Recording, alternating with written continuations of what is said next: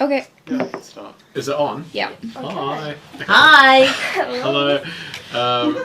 Right, so today we have the pleasure of having with us Meagan Fallone. Thank you very much for coming. Thanks so much for having me.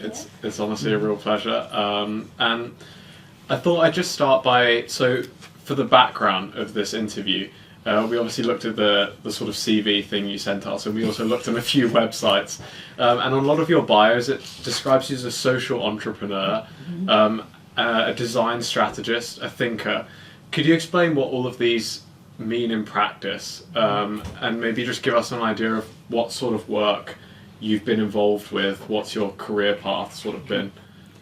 So I am absolutely what I would call a social entrepreneur, because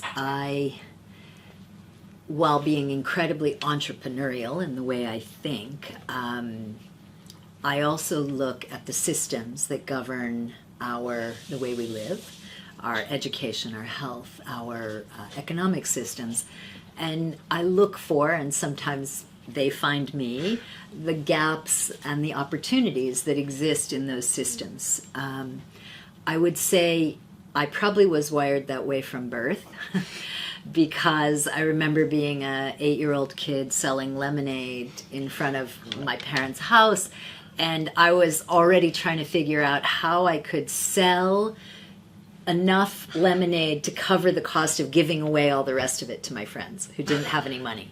So I was certainly entrepreneurial from a very early age, for sure. And my mother could give you the list of all the things I sold or the ideas I had as a child. She was very indulgent of that. But also I was pretty concerned about equity. And because I had grown up in New Zealand and then gone to the US, I did have quite a sense of what was available and what my environment was in New Zealand and what was available in my environment in the US at that time. And so, that was in the late 70s. So for sure, I had a sense of inequality, and I'm not sure what motivated me, but I just always felt the need to try to fix that. And when I say equality, I don't talk about things per se. So I don't mean you drive a Mercedes and you drive a Volkswagen, right? That's a different kind of equality. What bothers me deeply and keeps me up at night is I believe fundamentally that all human beings have enormous potential. That the road to realizing your potential as an individual, depending on where you live and what circumstances you have around you and the kind of experiences you have, that unfortunately or fortunately unlocks your true potential, or it arrests your true potential. And when I see 2,000 young girls, just like you, in a refugee camp in the north of Kenya, Somali refugees, and I look at that 1,000 girls and I wonder which one could be the next person to solve an unsolvable equation, or write a beautiful symphony, or create something that changes the way we live or see each other. There's no difference between one of those girls and any of the young people I meet in this world. The difference is you have the opportunity to reach your aspirations, and she does not. So that's what I mean when I talk about I fight for equality. I fight for an equal shot at each individual reaching their potential. Now, maybe I'm quite sensitive that way because I grew up at a time where, as a woman, I had to fight harder. I had to work more hours and convince a lot of men that I was smart enough to do a job. And so I know what it is to not be equal, to not be seen as equal. And probably that's one of the reasons I continue to really fight for that. But that's, of course, been now informed by having worked so much in the developing world. So my entrepreneurial tendencies come from believing that business models, disciplines about how we budget things and how we implement things and how we operate things, is the difference between getting a successful idea to a lot of people versus just that idea dying with you as a lovely, beautiful idea that doesn't have a way to materialize itself. So I see entrepreneurism as the way that we can use those disciplines and market mechanisms and the learnings we have from market mechanisms to scale and really make large-scale impact on even social and nature-based challenges. So that's what a social entrepreneur is, and that's why I sort of choose that route to approach things. And I don't know, charity somehow didn't make much sense to me because it doesn't empower people, or it doesn't allow people a pathway to find their own agency, right? It tends to not do that. And so I don't think that's the right solution to our problems. And fundamentally, I believe that our entire economic system has to move to a regenerative one that again creates value of some kind for human beings and our well-being and the planet. And so extractive economic models, to me, their day is done. And we now need to transform our economies. Unfortunately, the only system that's not moving in that direction is the economic system and finance and money. So that's our challenge, right? How do we give the right language and the right understanding of what it's costing us to continue this old system in tangible ways so that we can move those markets into a more regenerative, more self-sustaining reality. So yeah. That's a question. Yeah, exactly. No, and that's why we saw through your work you do social empowerment, you do it especially through sustainable means. And do you believe that this is the most effective way to empower people in these communities? I think we've done a really good job in a couple hundred years of disempowering people. Somehow putting lots of messages out there about what they can't do, what they shouldn't do, and most of those come from some kind of self-gain, some kind of agenda for self-gain. So I think human beings are empowered from the minute they're born.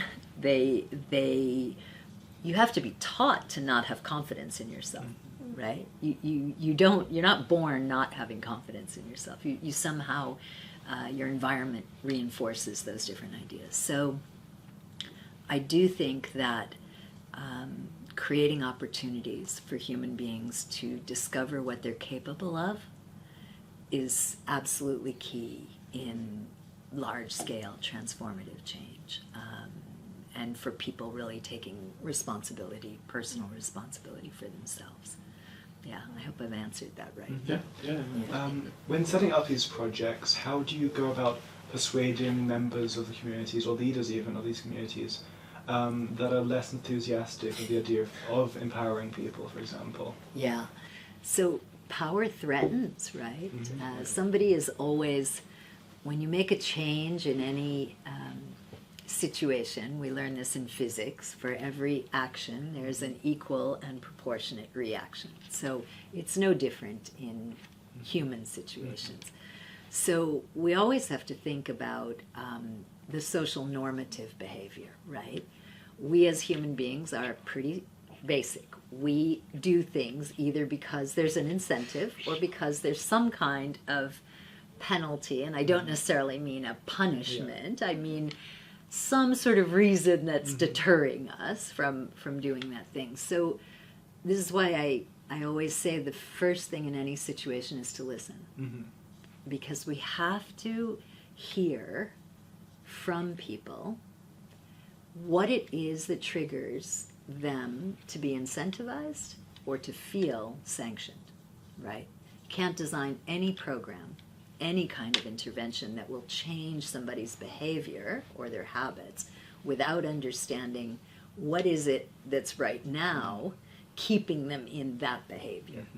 So what are the incentives or the penalties? So I think that's where it starts. And unfortunately, we tend, as global north people, we tend to go into those situations in the global south by knowing what needs to happen, you know. But sometimes what needs to happen is not what we think needs to happen, because it will have unintended consequences that are disproportionate to creating a new normal that's sustainable. And there's no point in building things or putting programs in place that local people can't support, perpetuate, build on, and feel empowered by, feel agency to protect. We won't. Nobody likes to do things by being told to do them. When we feel like we're part of designing a solution or we're part of making that decision, then we fight for it. You know, then we protect it. So that is just super key to me. Like, can we listen? Can we not judge and prejudge what is the right solution? Can we actually learn through listening what would be the right solution? And then can we possibly design a program that may not make sense to us, but is absolutely perfectly needs-based to the situation that we're trying to address? And somewhere in there, you have to put your ego and in the back seat. Yeah. No, I think that's really interesting, actually. And Because also, then you need to be, yeah, I mean, especially your point about sort of listening to what people's incentives and sanctions, as you put it, are, rather than sort of being that, you know, World Bank bureaucrat who's, you know, thinks they know and, every... and it surprises you. Like, it can really surprise you. I remember many years ago we were trying to figure out how to get the community to make a monthly payment, a small monthly payment. In West Africa, it turned out that if we wrote the name of the people that hadn't paid on a public sort of blackboard or on that side of a building, gosh, really quickly they paid. Was a big motivator for them. They didn't want their name on that thing. But in East Africa, you could write their name on there. They couldn't care less. Wow. Was a different mechanism we had to use there. So a lot of the time, it's also being able to say, I don't have all the answers yet. I have to learn as I go and be open to discovering without predetermining what the answers are in order to be the most effective. So I would say that's the details. Yeah, and really sorry, just to interject quickly for the other two, but I really like that example you gave, and I was wondering if you could. You've spoken quite like sort of meta or abstract so far. So are there any other maybe examples you have to kind of illustrate these points you've made, and maybe just as well while you're doing that, give us an idea of what actually, for the people watching the interview, what have you worked in? What is your... Sure. Yeah. So, okay. Yeah, sorry, difficult question. No.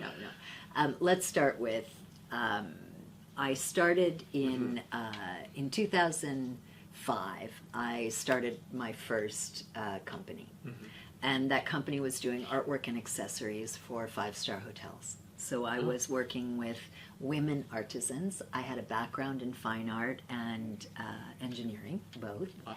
And I really am a huge lover of art in general and craft and things like that. I really love beautiful things, for sure. And so I had started this company to work with 5-star hotels, interior architects, and most of the products we were developing were things I would develop in place. So I was working on a project in East Africa with Hyatt hotels, and I decided I wanted to frame pieces of embroidery that were being done by the women in the villages in Zanzibar. And I had sent the advance payment, and never did women not deliver. When I ordered something from women, it was always on time, always perfectly done, always beautiful quality, never a problem. And these women couldn't deliver. So I decided, okay, I got to get on a plane. I have to go see what's going on there. I remember being very irritated. Oh my gosh, they're not delivering. This is a problem. And I went and sat in the village for 2 days and realized they have no light. They have no electricity. So here they were with an order for these tiny embroideries, which they were doing with a can or a Coke bottle with a piece of fabric on fire, and doing embroidery like that after their 5 children went to bed at night.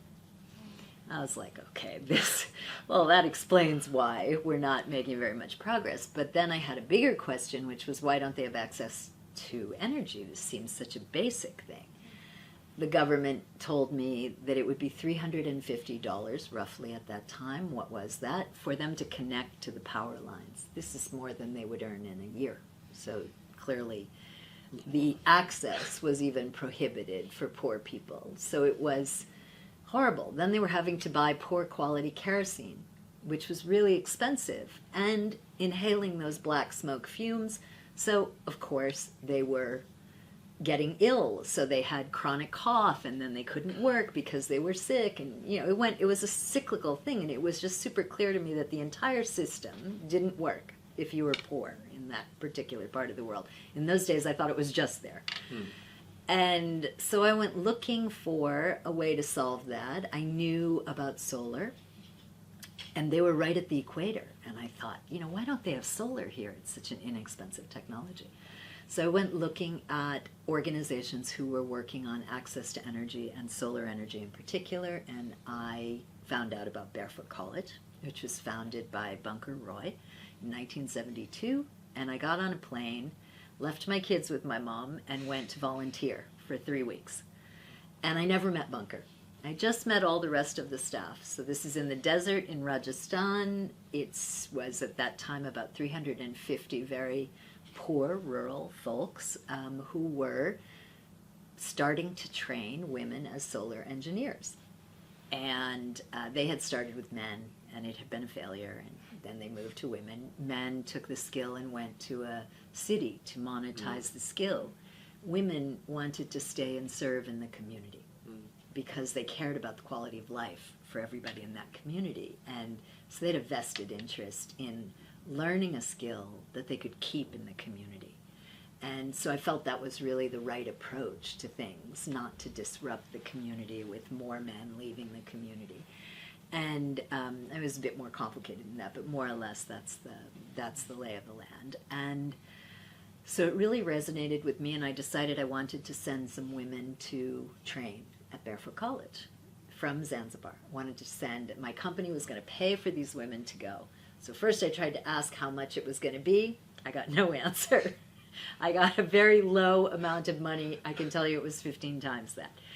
And so we selected these women, which was a remarkable experience of trust building with those communities, to send their women for 6 months out of Zanzibar. These women had never been further than their village.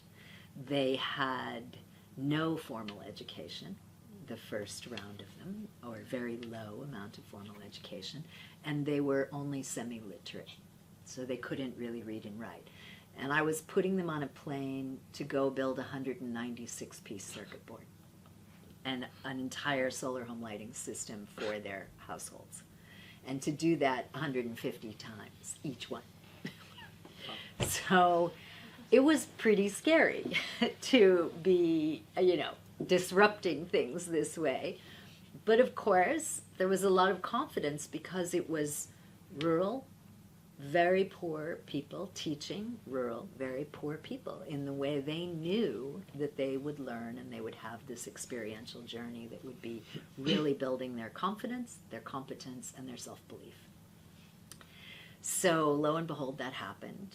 They went back, they solar electrified their communities, and some months later the president of Zanzibar was driving on that road, and he came to a stop because suddenly in the middle of all this darkness were these villages that were all lit up with solar.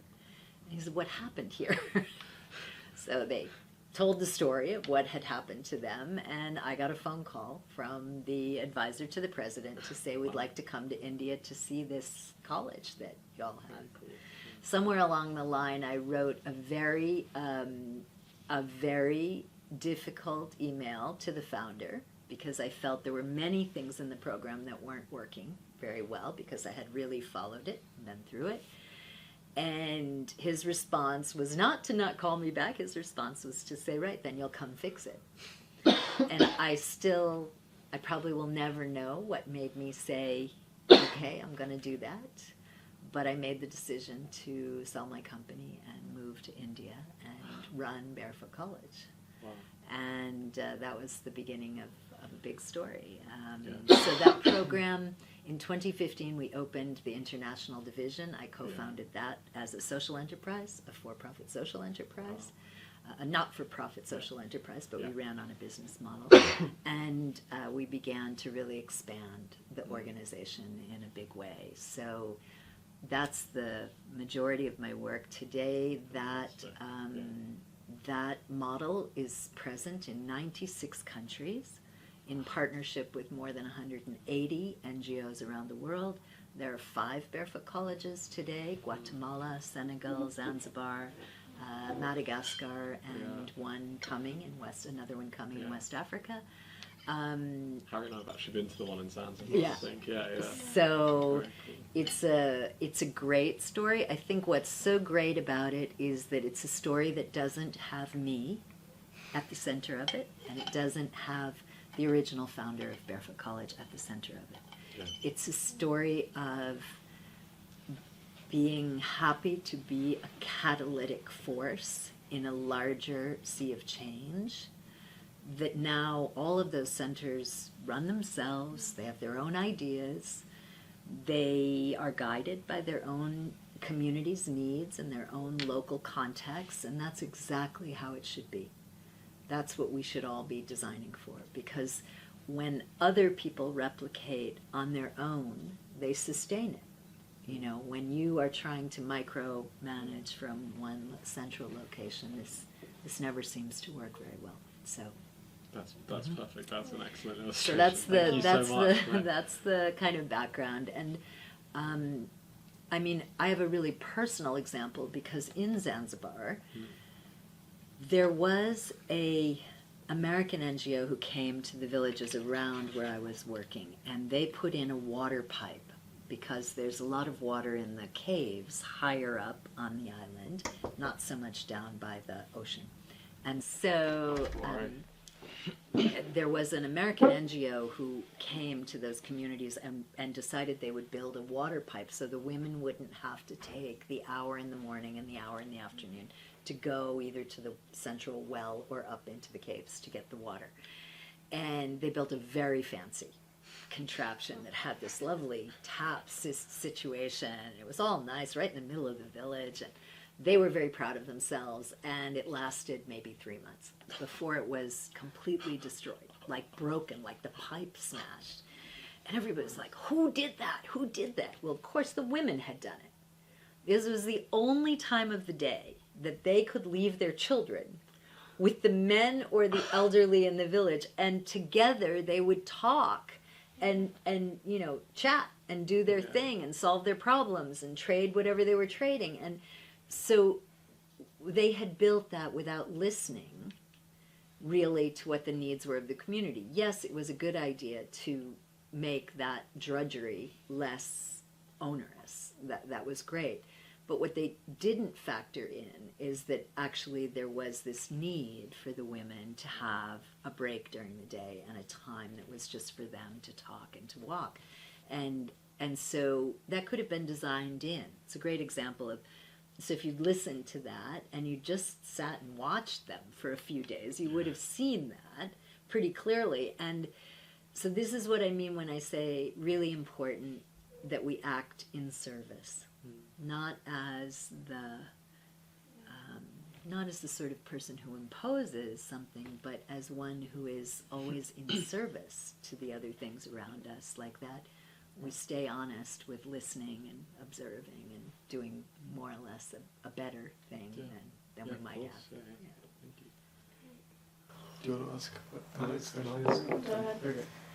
We were interested in seeing if your work involves also intergenerational collaboration, and where do you see the value in incorporating youth in the matter of social or corporate endeavors? Yeah. So that's a really emotional thing for me. Because today Barefoot College International is run by a 35-year-old young man who was 26 when he came to work for me and was my chief of staff.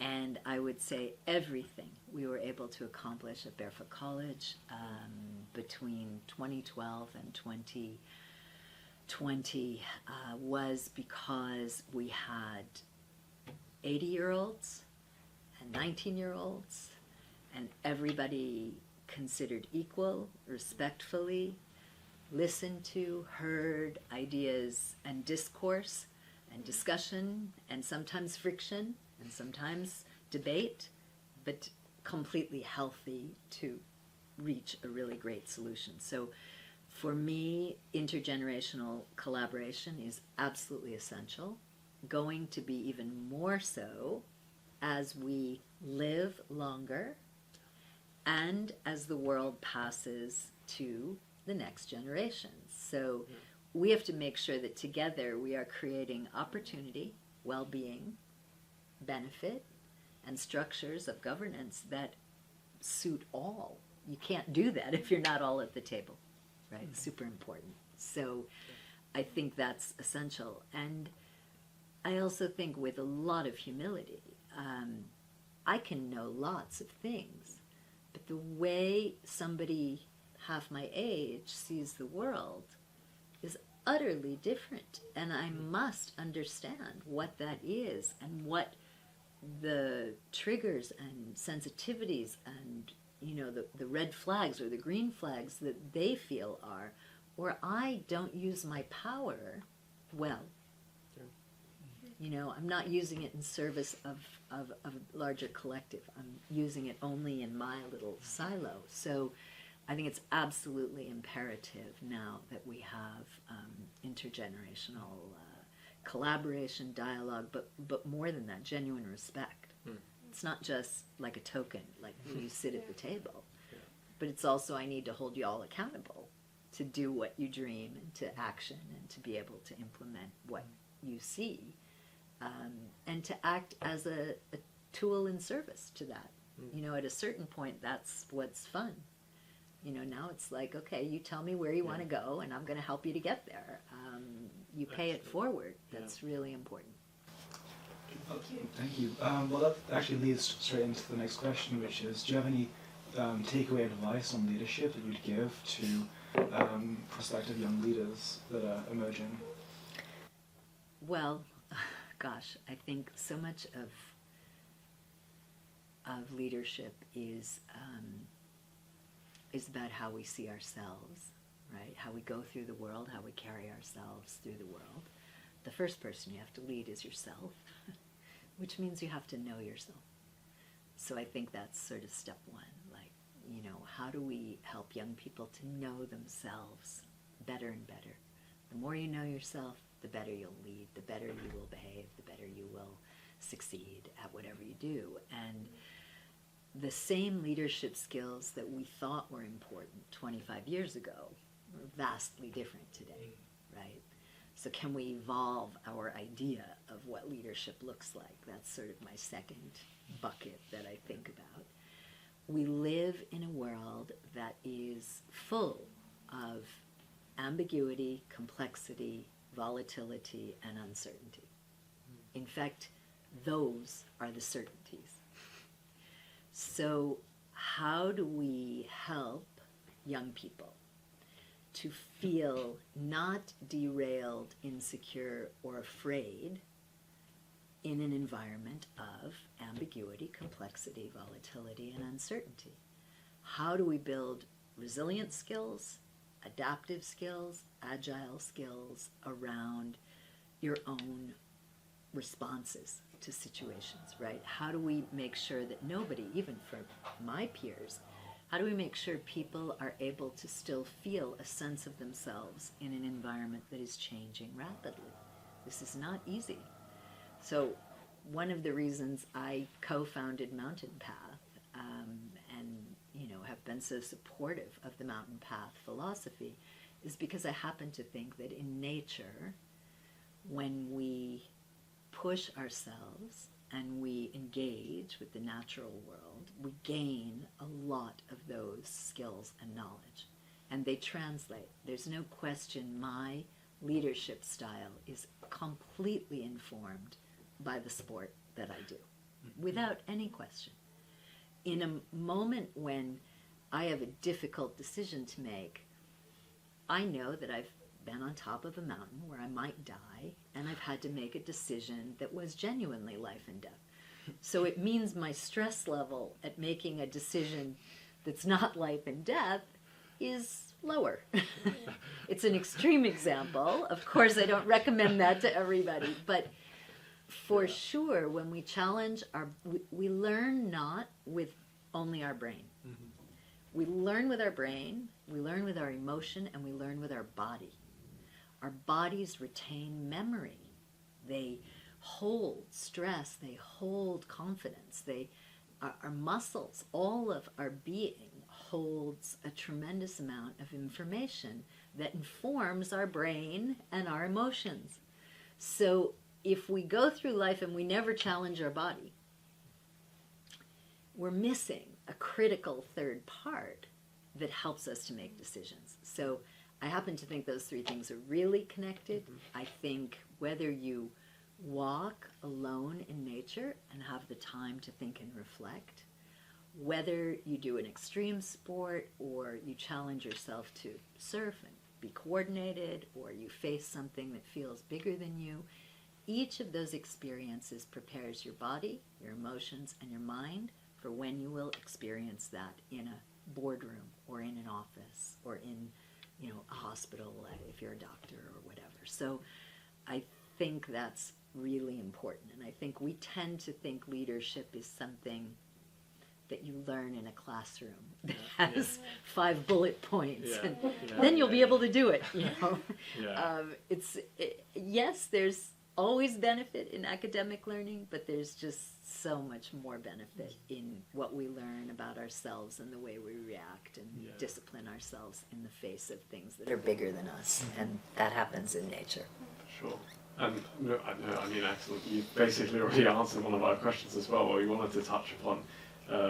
You describe yourself obviously as being a passionate mountaineer, and that's a really interesting way that it's actually appeared in your. Yeah, I mean, I was to give you the contrast. I was 25, and I didn't go anywhere without my makeup and a blow dryer.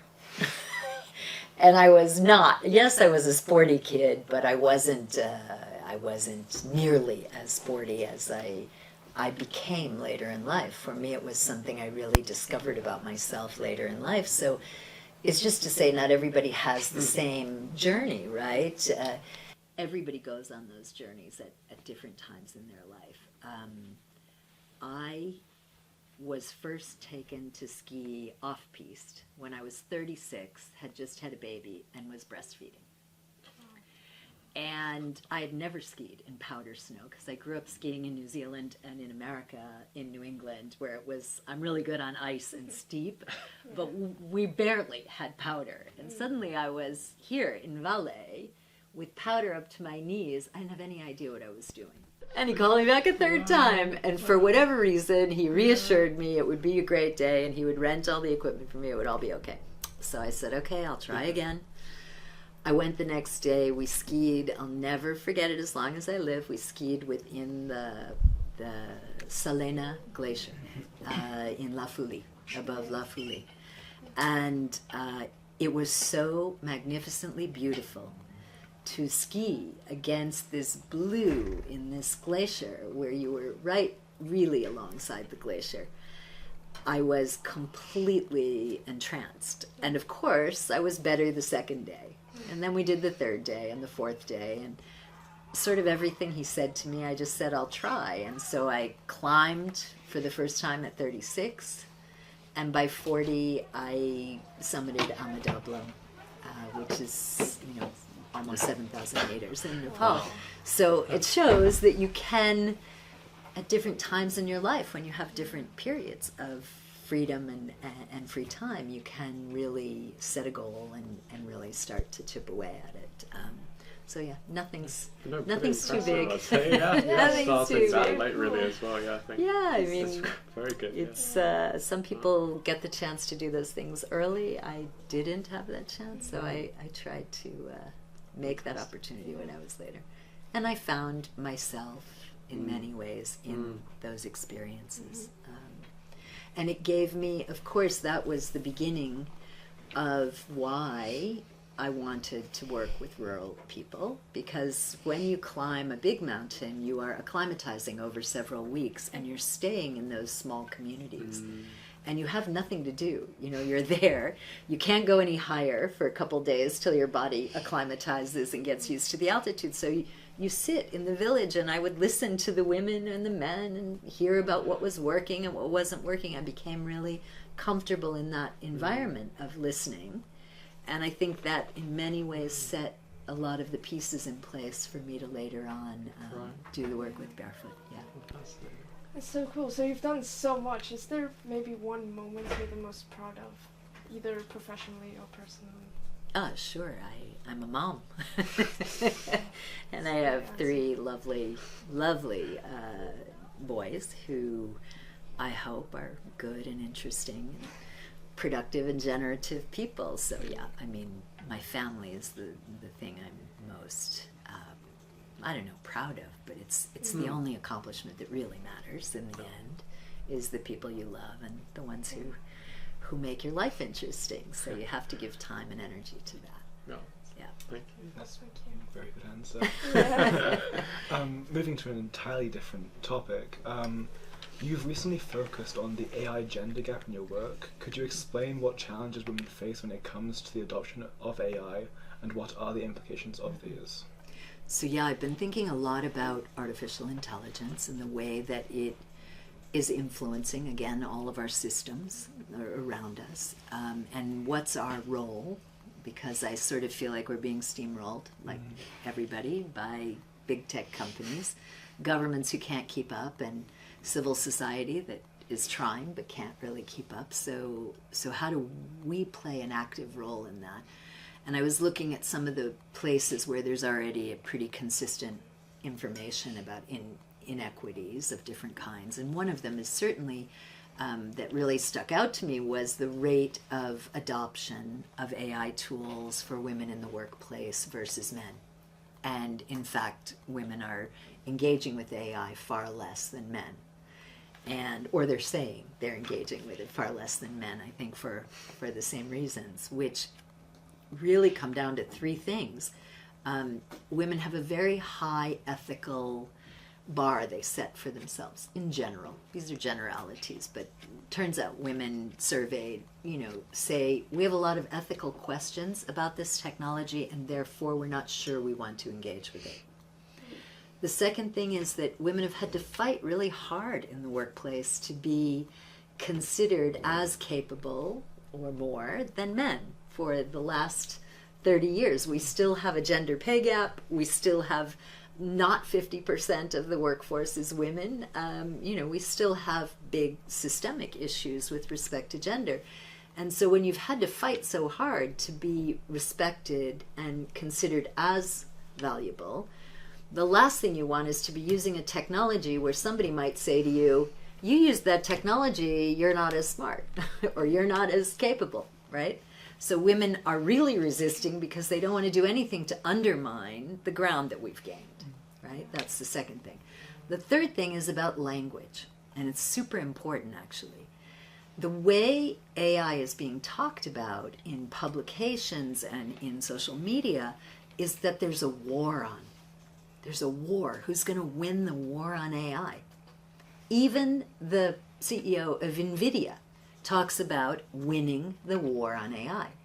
The minute somebody starts to warmonger, for me personally, I don't want anything to do with that subject, because I'm not interested in war, because it wastes time, costs lives, hurts people. I know already there's nothing productive about it. I want to do things that are collaborative and positive. So the minute you start to use this language around these technologies, that they're in a war, you're immediately going to get a pushback from women, because they're not perceiving them as being collaborative tools. They're perceiving them as some kind of competitive thing, and they don't want anything to do with that. It's not how we're wired. We want to, collaborate. So I think we have a little bit of a language problem that's stopping women from engaging. We definitely have a lack of understanding about the tools themselves, what they can and can't do, and we have obviously the issue of women really needing to feel like these tools have integrity, that there's data privacy, that there's cybersecurity, that we've thought through all of those governance things. And I think it's clear we haven't yet. So I love all of the reasons why women are not engaging as much, but I know that if they don't engage, the models will continue to be largely male informed. And that's problematic. So we absolutely do need women to engage. Many women, in fact, a majority of women do not believe that AI will affect their ability to get jobs later. And I do think that's a really critical misinformation. I think everybody, whether we like this technology or we don't like this technology, it is not going anywhere for right now. It's not going to go away. We are never going to go back.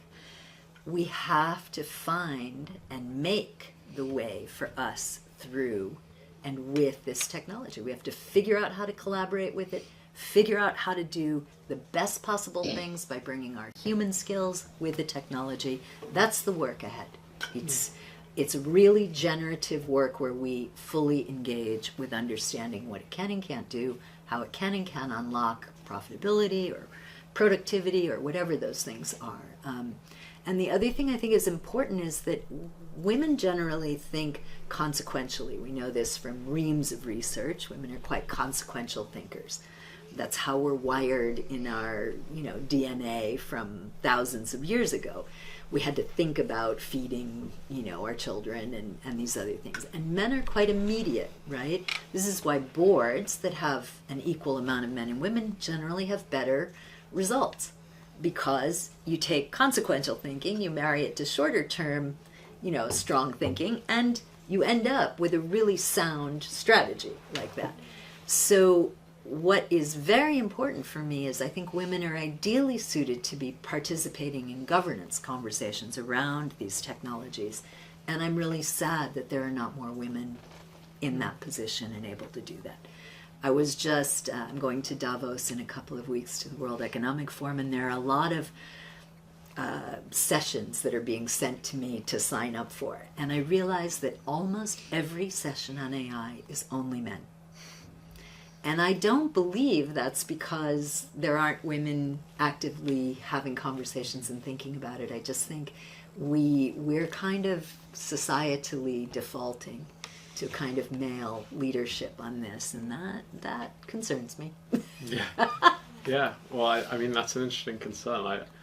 It's definitely not one that's talked about when you get this kind of, as you said, the AI war between the US and China, or you get the developed countries and the developing countries, or the whole unemployment issue. So yeah, I mean, we have all those different lenses. That's exactly right. We need to look at like transversal places of inequality with regard to these technologies, but then we also need to look at application inequalities of that, and then unintended consequences where we're actually driving.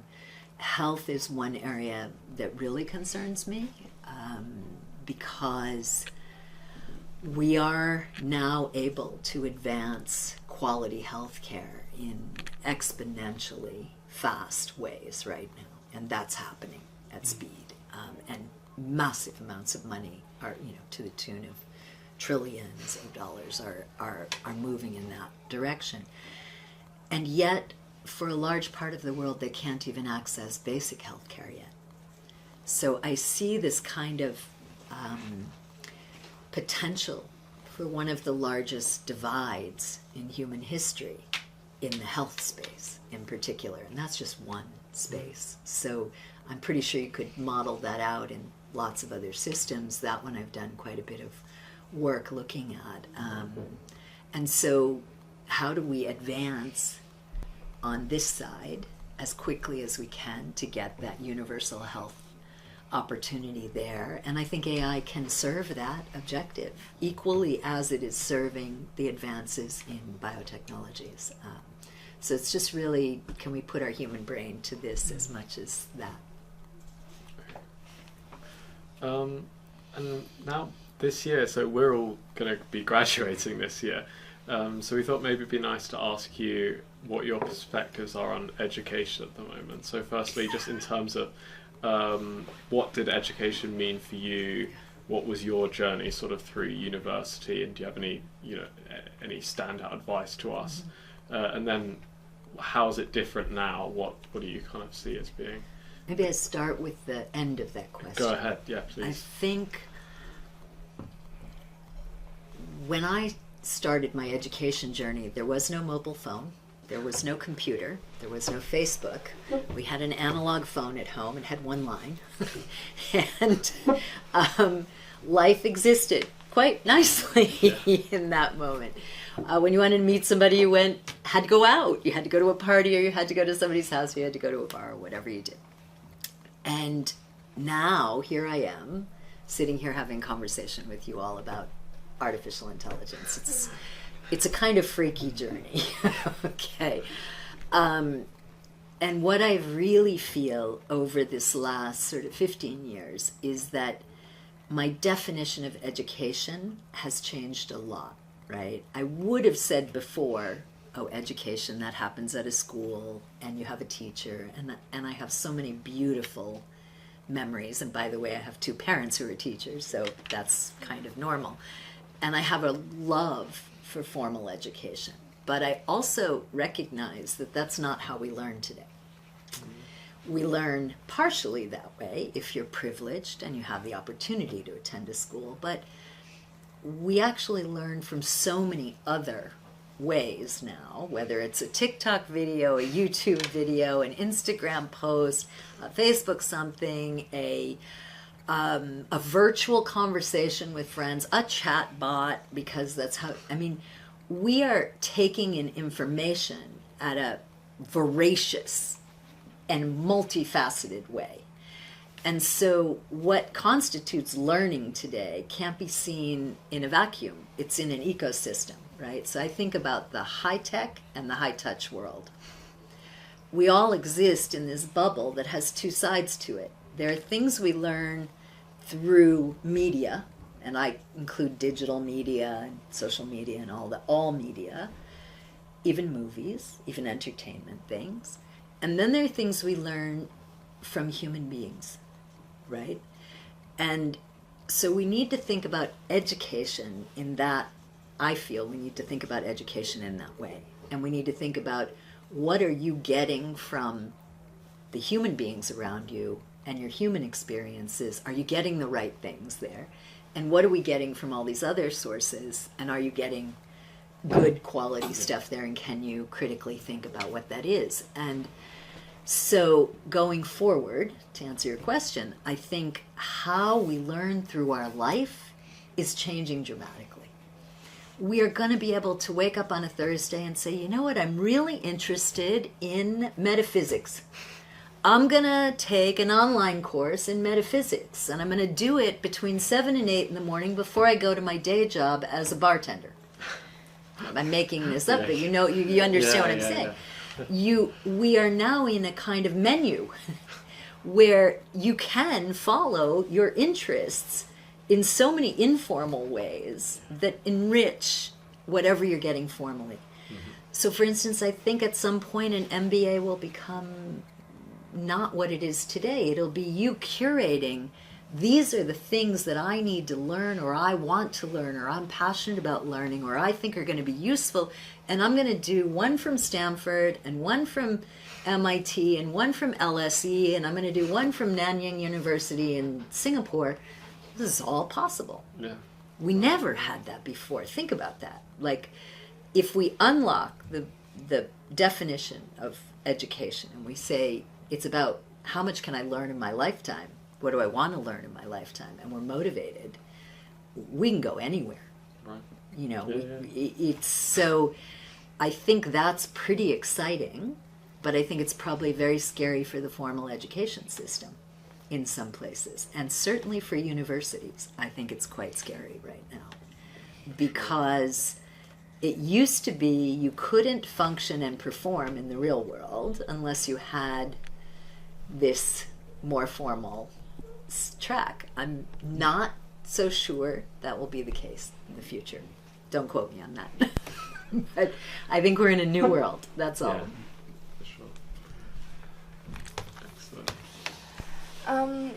We were wondering if there were any particularly underappreciated issues, individuals, or either innovative ideas or solutions that you have come across and you would maybe like to shine a light on or explain. That would be really interesting. Sure.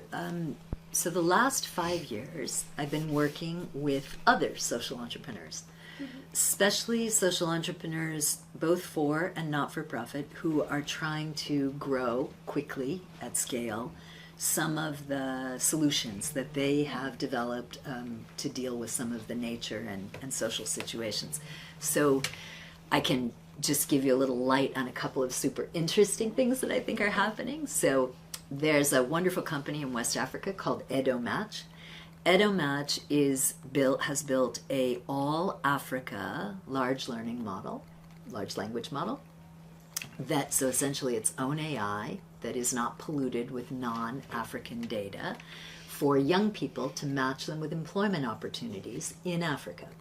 So employers post jobs on there, and what EdoMatch does is it walks the individual through a series of questions and formulates a CV for them, helps them to bring their data, their experience, not just their formal education, but also their experience, to match them to the jobs. Now, what's great about that is they've taken the time to go from a employer posting a job to when they fill the job to 9 days. Wow. From multiple weeks or even months, and they're able to condense, thousands of resumes into really quality selection of candidates. So I think it's sort of interesting because it's also building a very valuable database for Africa that's not polluted by other bias. There's a wonderful Chinese company called 18 Next. They recycle electronic waste to the tune of 8 gigatons a year. China does great things at scale. Wow. And so the language around always a conflict with China bothers me because we have tremendous things to learn from China. And by having that language, we stop ourselves from engaging with them. But this company runs that entire process. So imagine processing hundreds of thousands of mobile phones, recycling them, knowing which ones have precious metals in them that can be recycled, knowing whether they can be redistributed and how. That is all run by artificial intelligence now. Oh. So there's some incredibly inspiring things happening in other parts of the world that I think should give ideas to all of you about what you could be doing. Highly profitable business, that business, So coral reef restoration. You have a company called Sway, which is making plastic bags like what you get when you go shopping at J. Crew or Zara or wherever, what they put your purchases in, and those are completely made by seaweed that is farmed with a coral reef restoration, really comprehensive program. And so they have just raised their Series B funding and are part of a great network of nature-based solutions that are, really taking and moving into the venture space and the commercial world. So I think there's some really exciting things happening. And here in Switzerland, I'm working on a really interesting project. I'll end with that. It's called Project Baseline. We are looking at eDNA, environmental DNA, on glaciers. Because glaciers around the world are melting, we are trying to capture the microbial and other biodiversity data that sits inside glaciers. Some of it is centuries old, in order to create, like the Svalbard seed bank, a glacier cryo microbiome facility here in Switzerland, and working with EPFL and the Alpol Glacier Lab on this with Nature Metrics, who is a company from the UK who's developed a citizen science kit to be able to look at environmental DNA in any environment. Very cool. So there's always good things to do. Excellent. Well, that concludes our interview. Thank you so much for your time. That was very That was a interesting. pleasure. Yeah. Yeah. Yeah, yeah. Fun, Very interesting. fun conversation.